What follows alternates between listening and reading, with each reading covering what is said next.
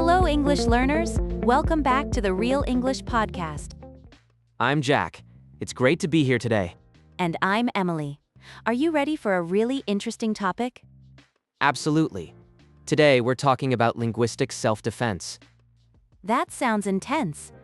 What does that mean exactly? Well, have you ever talked to someone who puts words in your mouth? Oh, yeah. I hate that. They totally twist your argument. Exactly. They make it sound like you said something completely different. Right? My brother does that all the time. Really? How do you handle it? I usually just get frustrated. It's hard to stay calm. I completely understand. That's why this lesson is so useful. Yeah, we're helping our near-native listeners handle these tricky situations. That's right. You need to reclaim your stance gracefully but firmly. Right. Without starting a huge argument. How do we do that? We use precise phrases to set boundaries. It's a vital communication skill. I see. It really helps you keep control of the conversation. Exactly. Before we dive into the details, let's check out our vocabulary preview. Mischaracterize. This is a really powerful verb for our topic today. It definitely is. What does it actually mean? It means to falsely or unfairly describe someone's ideas. Right? Like intentionally changing the original intent of your words. Exactly. It happens in casual chats all the time. Have you ever had a friend do that to you? Yes, I'll say I'm tired and they'll say I'm angry. That's a perfect example of mischaracterizing a simple feeling. It really is. You always have to catch it early. Straw man. So what exactly is a straw man argument? It's when someone builds a fake, weak version of your point. Just so they can easily knock it down, right? You got it. It's a very frustrating conversational tactic. Why do people even do that in normal conversations? Well, it's much easier to win a fake argument. That's a great point. It totally avoids the real issue. Exactly. We'll show you how to dismantle it today. Concede. I really love using this word in tough discussions. Me too. It means to admit someone is right about something. Yeah, you give them a little bit of ground gracefully. Exactly. It makes you sound very reasonable and calm. Have you tried using that specific strategy recently? Yes, I conceded that a new movie was visually stunning. But you still completely hated the actual story, right? Oh, absolutely. But conceding the visuals calmed my friend down. It's a brilliant tactic to keep the peace during arguments. Now, let's see how these words sound in action. Up next is the dialogue.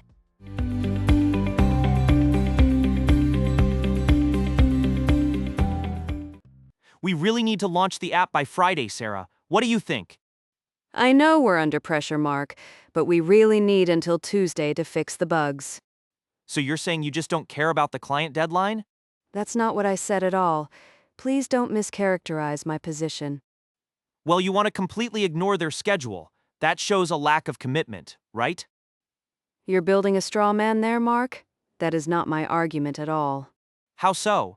I just want to keep the client completely happy. I totally concede that keeping them happy is our top goal.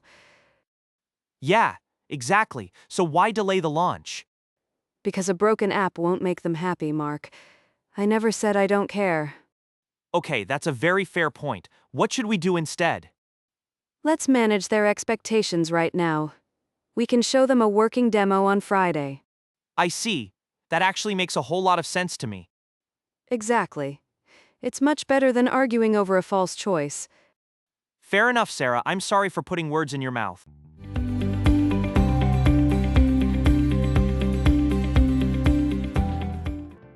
Welcome back to the vocabulary section for our dialogue.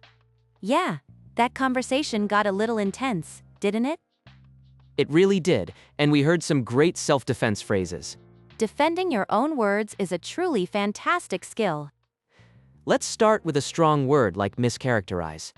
Right? To mischaracterize means to describe something incorrectly on purpose. Why do people actually do that during an argument? Usually, it just makes your actual opinion look really bad. I see, they just want to twist your words around. Yes, and we heard a great phrase using this exact word. Right, the speaker said, please don't mischaracterize my position. That sounds very firm but also very polite to say. Have you ever used that specific phrase at your work? I definitely have, because it stops people from changing your point. That makes sense. Let's move on to the term straw man. I hear this one a lot, so how would you explain it? Well, a straw man is a completely fake and weak argument. Exactly. It's an argument that is incredibly easy to defeat. Someone changes your valid point into something really ridiculous instead. Then they attack that ridiculous point instead of your real one. Right. It happens all the time in social media debates. How do you normally defend yourself against a straw man? You can just use a very direct and clear phrase. Like saying, "That's not what I said at all." That's a really great one because it's incredibly clear. Yeah, it resets the entire conversation right away for everyone. What about the word concede that we heard near the end? To concede means to admit that you lost a certain point. But in our dialogue, the speaker absolutely refused to concede. That's true. They confidently held their ground in the debate. Sometimes people try to make you concede by using guilt. Right? They might say you simply don't care about the issue. And what's the best reply to that kind of emotional trap? You just firmly say, "I never said I don't care." Simple and effective, you correct the record without getting emotional. Exactly. It keeps you in total control of the narrative. These tools are absolutely perfect for our near-native speakers. Yes, they truly help you sound confident and perfectly precise. So, we just looked at some great defensive words. Yeah, like defending against a straw man argument. Exactly. But how do we actually use those ideas in real life? That's a great question. It can feel really awkward, right? Oh, totally. You want to be firm but polite. Right. You don't want to start a huge fight. So let's look at some patterns you can use to protect your words. What's our first pattern today? Our first one is, let's not twist my words. Oh, I like that one. It's very direct.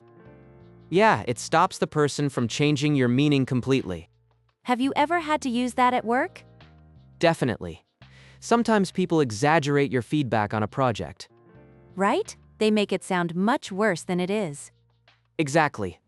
I might say, let's not twist my words. I just wanted a small change. That's perfect. It's firm but still very professional. What else can we use? Well, instead of just saying, "That's not what I said." Which can sound a bit defensive, right? Yeah, exactly. You can use the pattern, "What I actually said was." Ah, I see that redirects them back to your real point. Right? You're kindly reminding them of your true statement. Do you have a good example for that? Sure, imagine your boss thinks you rejected a whole new plan. But maybe you only disliked one part of it? Exactly. You can say, "What I actually said was that the timeline is too short." That's really useful. You correct them without being rude. What do you think is a good final pattern for us? I think we need something to contrast their false claim with our true stance. Oh, that sounds really good. How do we do that? We can use the pattern. I'm not suggesting that, but rather, I use this one all the time. It's so helpful. why do you like it so much? Because it clearly separates the fake argument from my real point. Exactly. Like, I'm not suggesting we cancel the event, but rather we delay it. That's a great example. It keeps the conversation moving forward. Right. It forces them to deal with your actual opinion. These phrases are going to be so useful for our listeners. I agree. Now you can defend yourself in English, like a pro. Yes, no one gets to put words in your mouth anymore. Now that we understand how to spot a straw man, refuse to concede, and stop others. From mischaracterizing our points, let's listen to the dialogue one more time.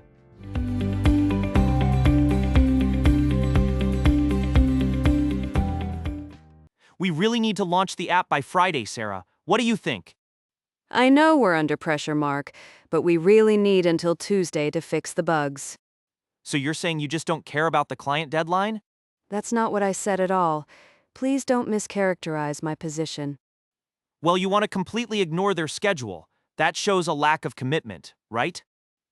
You're building a straw man there, Mark? That is not my argument at all. How so? I just want to keep the client completely happy. I totally concede that keeping them happy is our top goal. Yeah, exactly. So why delay the launch? Because a broken app won't make them happy, Mark. I never said I don't care. Okay, that's a very fair point. What should we do instead? Let's manage their expectations right now. We can show them a working demo on Friday. I see. That actually makes a whole lot of sense to me. Exactly. It's much better than arguing over a false choice. Fair enough, Sarah. I'm sorry for putting words in your mouth.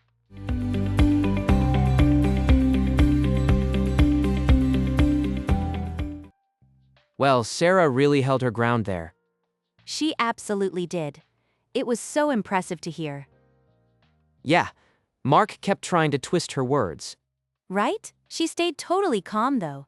Have you been in Sarah's shoes? Oh, definitely, it happens to me in meetings all the time. Exactly. Someone gets stressed and puts words in your mouth. But Sarah's responses were just perfect. They were sharp, polite, and extremely clear. Now it's time for you to practice these key phrases. Building that muscle memory is super important for fluency. Right? You want these phrases ready when you need them? So, we're going to play some key lines from Sarah. Make sure to listen closely and repeat right after her. Try to match her confident tone of voice, too.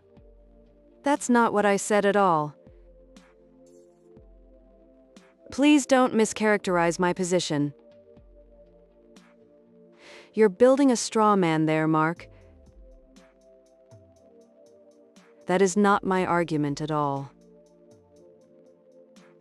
I totally concede that keeping them happy is our top goal. I never said I don't care. It's much better than arguing over a false choice. Great job with that practice, everyone. Yeah, those phrases will definitely protect you in an argument.